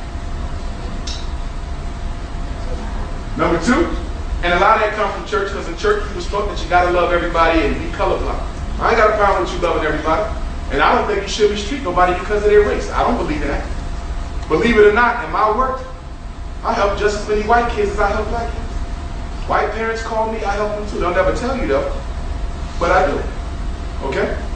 A child is a child. I'll fight for any child. Red, black, green, purple don't make a difference without doing one. You understand? But we got to recognize the fact that there's a time and a place for you to look out for yourself. Letter B, we want to give equal attention to everybody else's issue. Letter C, poor use of our political and voting power. We got to organize the black vote. Letter D, poor economic organization equals weak political economy. Until we get our money right, we'll never get our politics right. Letter E, want to be accepted versus fighting for our rights. That's another issue. We want to be accepted by everybody. You better get over that stuff. That's low racial self-esteem. I don't care what other groups think of me. I'm looking out for mine first. That's what we have to do. Poor civic leadership. We're more likely to be sold out by leaders than any other group in this country. Jesse, Al Sharpton, Obama, you want to get more of them. They're nothing compared to who they're going to send you next. Okay? Because you don't know how to choose leadership. You don't know how to judge leadership. You don't know how to hold your leadership accountable. And most importantly, you let your leaders get financed by opposing forces. A black leader, no money should be going in his pocket except money from black folk to make sure he stay committed to our agenda. So when Al Sharpton changed the name of his group from Black Action Network to National Action Network and started taking money from white groups that was hostile to black folk in New York, I knew he was sold out. Jesse Jackson, same thing. Letter G, allowing the issues of other people to take priority over our concerns. If you want to fight for the LBGT, go fight for the LBGT. But don't you dare blend it with the black agenda. It's different. We're not fighting for the right to practice a behavior. We're not fighting for the right to practice a behavior. That's LBGT. We're fighting for the right to be somebody. There's a difference there. We are inherently who we are. You don't confuse somebody's right to do something with somebody's right to just be somebody. You never blend another group struggle in with yours. We have to stop doing that. And this thing about minority, we got to get over minority, and we got to get over people of color, and we got to start standing up saying, I'm here to speak for black people. I'm not here speaking for all people of color. I'm here to speak for black folk. Does that mean I don't acknowledge that they have issues? Yes, I do. But they also have organizations and leadership in place to advocate their issues. We don't. So I'm not going to waste time talking about another group's agenda when they don't waste any time talking about mine. I might need to do a coalition once in a while with another group. But we got to get organized first before we do that, like I said earlier. Now, once we organize and we got our money right and our petty differences have been squashed, if we need to do a temporary coalition with the Latino, let's do that. Temporary.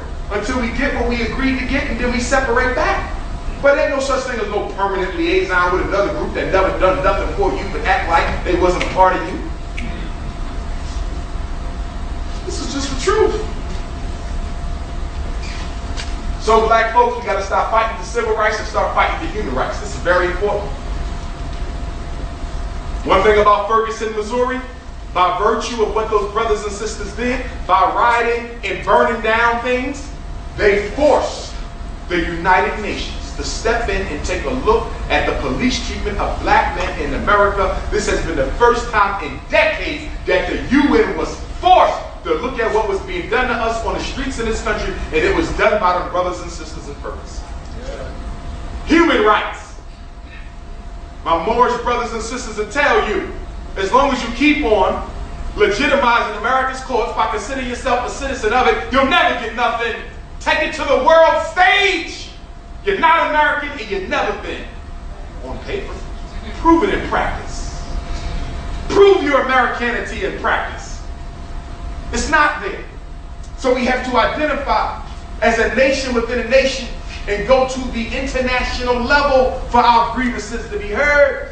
That's what Marcus Garvey was doing. That's what Noble Drew Ali was doing. We got to get back to that. And if we're a nation within a nation, that means we got to have international allies. That means we got to have our own ambassadors that we send to all black nations throughout the world so we can enter into official treaties and relationships with Ghana and Nigeria and Jamaica. So when America mistreats us, the next time they kill a Trayvon or Michael Brown, you won't get no oil from Nigeria. You don't get no diamonds from South Africa. You make your allies bring America to the sea. A nation within a nation. That's how we start thinking. That's the only solution to this. We got to take it to the international level. People talking about, well, did they have to burn down the buildings? Yes, they had to burn it down because they wouldn't have got nobody's attention if they did.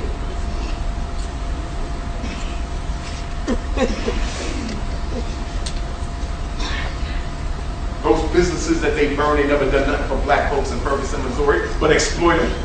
The businesses, they never put a dollar back in that neighborhood, not once. They get insurance money anyway for those buildings. Let's keep it real. All that money came right back in the insurance money. Challenge the United Nations to affirm its Universal Declaration of Human Rights, send delegates to the World Court of Human Rights, train our own international lawyers, seek redress against America via the International Criminal Court.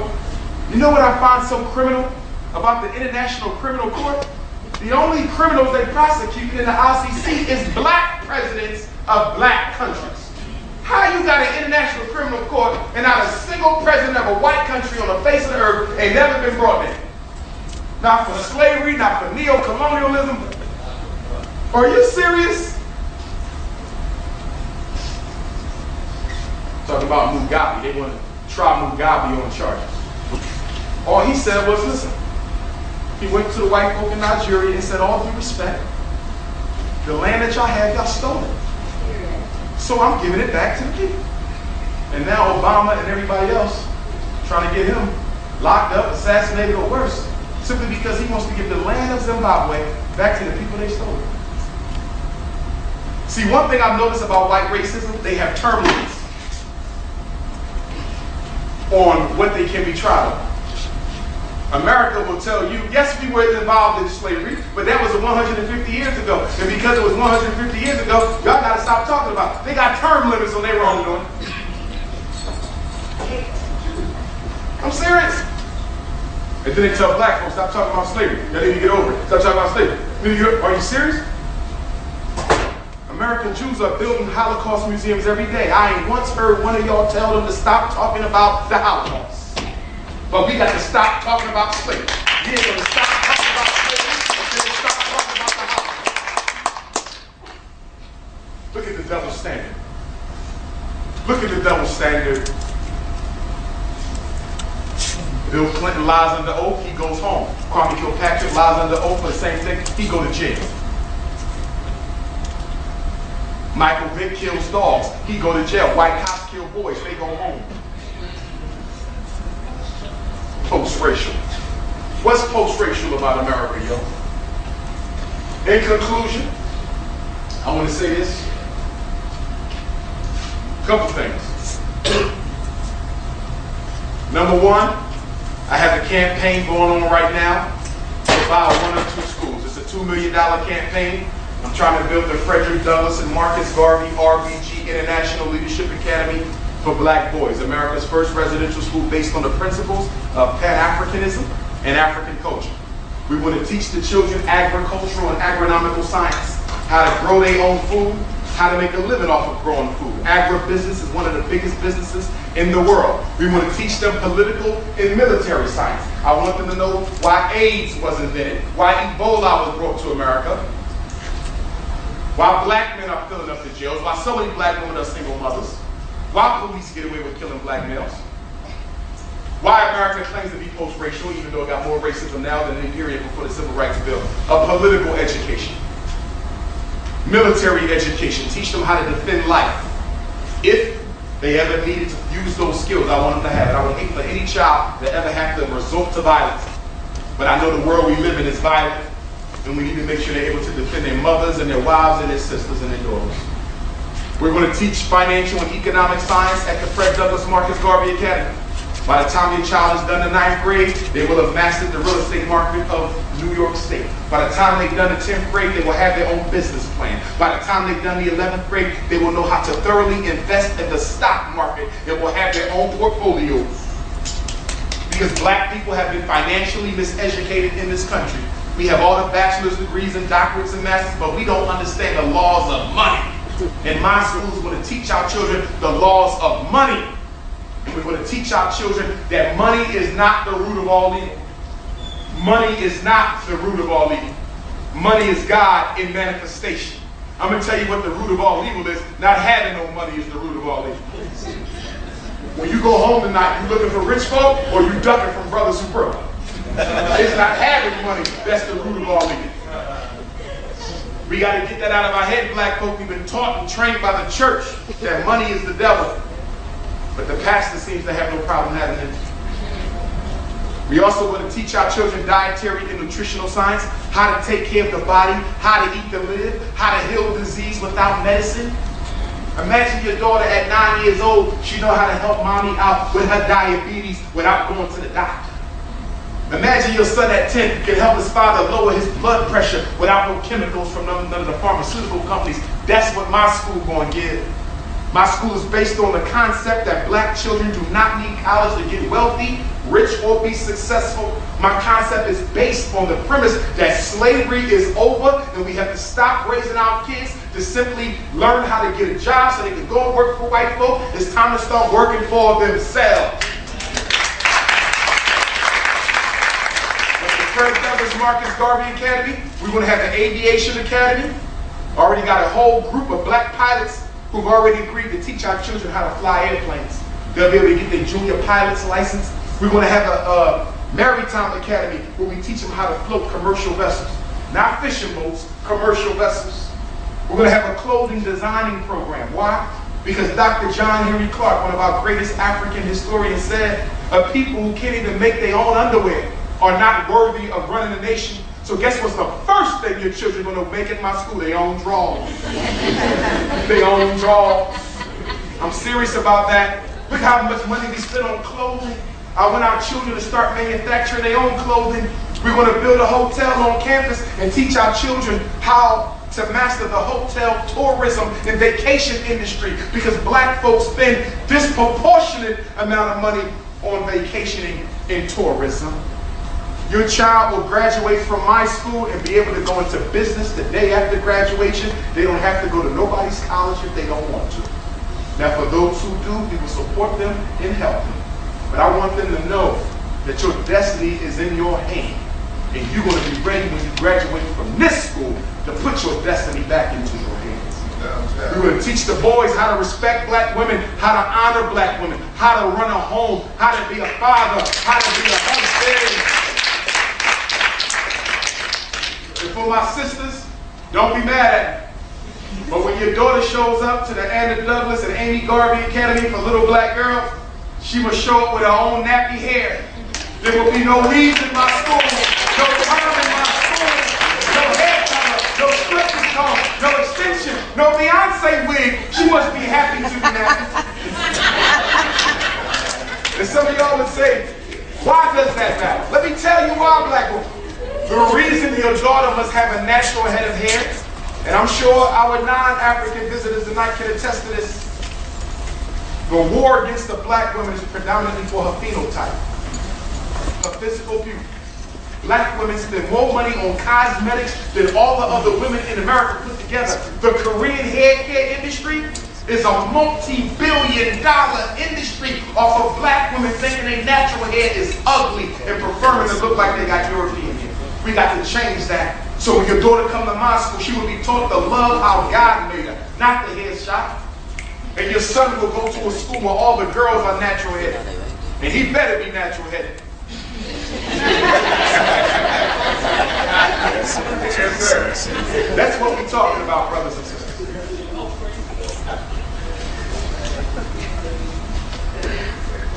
Any of you are interested in working at the school, send me your resume. We're about a year away from the school, but I'm taking resumes now. So far I got about 600, but I want more because at the end of the day, we need an FDMG everywhere. The email address for resumes is fdmgresumes@gmail.com. fdmgresumes@gmail.com.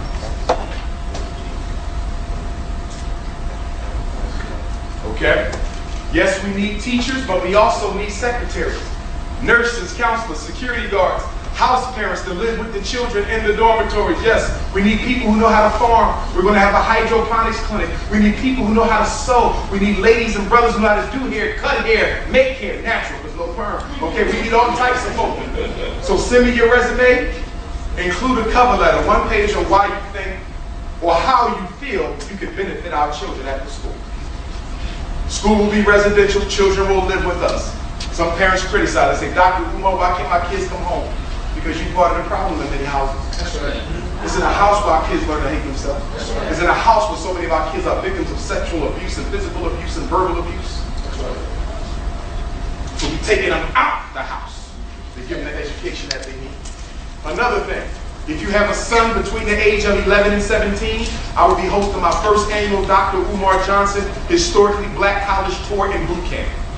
The dates are June 10th through the 17th, July 1st to the 8th. June 10th through the 17th, July 1st to the 8th, we're going to take them to a historically black college during the daytime, and in the evening, they're going to get seminars on black manhood, how to deal with police if you ever get stopped, how to treat black women, how to prepare for college, why you need to have a destiny for your life, a goal and a plan, teach them how to deal with depression and anxiety as a black male. We're going to teach them about conflict resolution without it getting violent. It's going to be a rites of passage. If you're interested in your son going to that, you can register at drumarhbcutours.com. This is the website, drumarhbcutours.com. The website is already up. The registration should be up in a week or two. Two more announcements. Number one, for my parents, every Tuesday morning from 6 to 8, I'll host a Black Parent Teleconference. If you ever have a question about your son or your daughter, education or mental health, that's my expertise. School want to put them in special ed. School want to put them on drugs. School want to kick him out. School said he retarded. You don't know what to do. You call me. Every Tuesday, 6 to 8. If you need the information, you can text my cell phone, and I will text you the information. Cell number is 215-989-9858. 215-989-9858. It's my personal cell. You can text me. I don't answer it, but I will text back. If I get too many calls. Last thing. I'm taking my second group trip to Africa, July of this year, July 2015. I took my first one last year. We went to Ghana. They loved it. This year we're going back to Ghana, and we're going to try to do Eritrea, a small country next to Ethiopia. I wanted to do South Africa, but it was too expensive. If you're interested in going to Ghana, text me in about 2 weeks on that number, and I'll let you know what the package is. Get your passport if you don't have a passport. My email address, you can email me through the website, drumarjohnson.com. Phone number 215-989-9858. You also know I'm related to the greatest black man that ever walked on American soil, the Honorable Frederick Douglass. I normally read his 4th of July speech on July 5th in Rochester.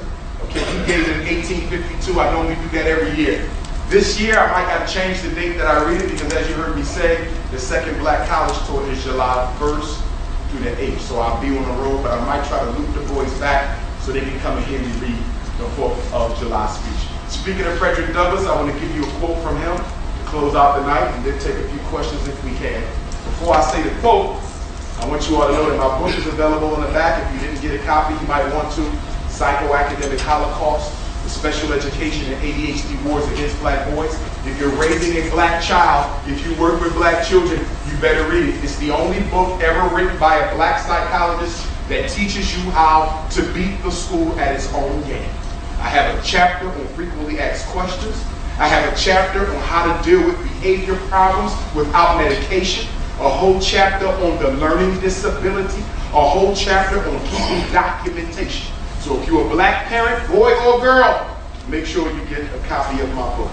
Frederick Douglass said, if there is no struggle, there is no progress. Those who profess the faith of freedom and deprecate agitation are like men who want crops without plowing up the ground. He said they want the rain, but they don't want to deal with the thunder or the lightning. They want the ocean, but they're scared of the awful roar of its waters. He said this struggle we have might be moral, or it might be physical, or it might be both moral and physical, but it must be a struggle. He said men may not get everything they pay for, but you will certainly pay for everything that you get. He said for 20 years I prayed on my knees to God for freedom, but the good Lord gave Frederick no freedom until I got up off my knees and started praying with my feet. He said if black people want respect, stop looking to white people for pity, because the man who pities you will never respect you, and the man who respects you has no need for pity. He said most of all, you remember power concedes nothing without a demand. It never did, and it never will. The first of my ancestors brought to America was a black man named Belly, stolen from West Africa, most likely Nigeria. He was brought to Talbot County, Eastern Shore, Maryland in 1701.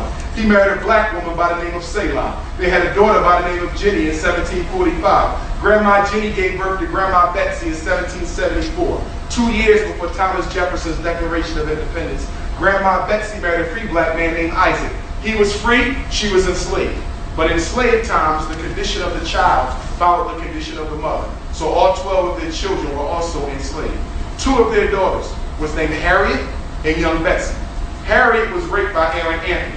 He was the Irishman who owned my family. As a result of that rape, she gave birth to Frederick Augustus Washington Bailey. At the age of 20, Uncle Fred escaped from slavery to freedom. He dropped the family name Bailey and picked up the name Douglas to evade capture under the Fugitive Slave Law. But his little brother Stephen, my direct ancestor, wasn't so lucky. He remained in slavery in Maryland until the Civil War. He married a black woman who was also enslaved in Talbot County. That was Grandma Caroline Wilson. Their firstborn son was George Washington Bailey in 1841, my great-great-great-grandfather, who fought side by side with his father Stephen in the Civil War with the United States Colored Troops of Maryland. Uncle Fred never fought in the Civil War, but he sent 2 of his sons, Lewis and Charles.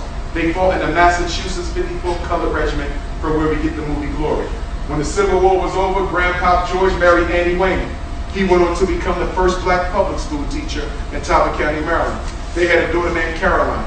Caroline moved to Philadelphia from Maryland after her parents died to be raised by an older sister. She had a daughter named Vivian. Vivian married a Spanish-speaking Cuban immigrant named Cicero Noel. They had a daughter named Ida. Ida married James Johnson. They had a son named Jamal. Jamal married Barbara. And on August the 21st, 1974, the anniversary of the Haitian Revolution, the George Jackson assassination, the Nat Turner War, and the Fred Douglass Fugitive Slave Convention, Umar Johnson was born in New York. I say that for one reason, black folk. We got to get our family trees together. Make sure you pull that down. You got to build it back up. And you can do it. It's going to take some work and it's going to take some travel. But start getting your family history together so you can give it to your children. You got 4 roots. Mom's mom, mom's dad. Dad's mom, dad's dad. Learn all you can. Because in African spirituality, our ancestors live with us. They are around us. They travel with us. They are your guardian angels. But if you don't know their name, how can you ever call on them for support? This is our time, black folks. I know we're doing bad, but don't you give up hope. Keep the faith. No matter how difficult your life gets, You keep the faith. You let other people know that we do not hate them for the color of their skin, because we don't have to be racist to fight racism. But don't you spend too much time explaining yourself to nobody. Spend your time fighting for your own people, because one day we're going to come up out of this and we'll look the whole world in the eye and say, you did it once, but you'll never do it again. I'll say it, brother.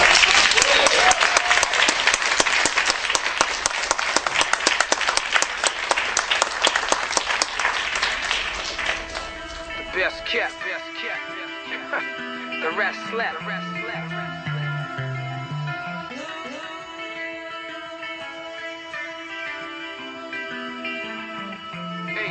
Hey, my nigga.